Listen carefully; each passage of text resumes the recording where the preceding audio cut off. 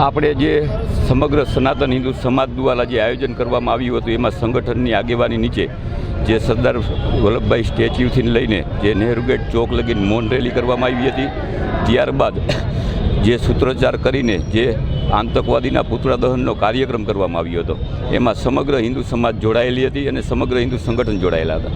જ્યારે આ ભારત દેશમાં આતંકવાદ જે શરમચીરમાં એ ભોગ્યો હોય અને જે ધર્મને આધીન અને ધર્મ પૂછીને જો ગોળી મારવામાં આવતી હોય તો હકીકતમાં ધર્મ પૂછીને જે વસ્તુ લેવામાં આવે એ હકીકતમાં અમે સ્વીકાર કરવા માંગીએ છીએ અને આ આતંકવાદને મુંહતોડ જવાબ દેવા માંગીએ છીએ કે આઈના રહેતા આતંકવાદને જે પ્રવૃત્તિને જે માન સન્માન આપીને જે સાચવવામાં શરણાર્થીઓને સાચવવામાં આવે છે એ લોકોને પણ સરકારને મારી નાખવા જોઈએ. અમે એવી રજૂઆત કરીએ છીએ અને સમગ્ર સનાતન હિન્દુ સમાજ જે ધર્મ પૂછીને જે ગોળી મારવામાં આવી એનો બહિષ્કાર કરશે એવી શપથ લેવામાં આવી છે. પહેલાં તો બહુ ઘટના જે બની એ દુઃખની વાત છે કે આપણા હિન્દુ ભાઈઓ 28 જે ભાઈઓ જે મૃત્યુ પામ્યા એના ભાગરૂપે મોરબી જિલ્લામાં તમામ વેપારી એસોસિએશન તમામ સંસ્થા આજે મોરબી બંધ રાખીને જોડાયા અને મૌન રેલીમાં મને એવું લાગે કે આક્રોશ ઘણો બધો આક્રોશ હતો. લગભગ ઓછામાં ઓછા 2000 માણસો મૌન રેલીમાં જોડાયા અને સમગ્ર મોરબી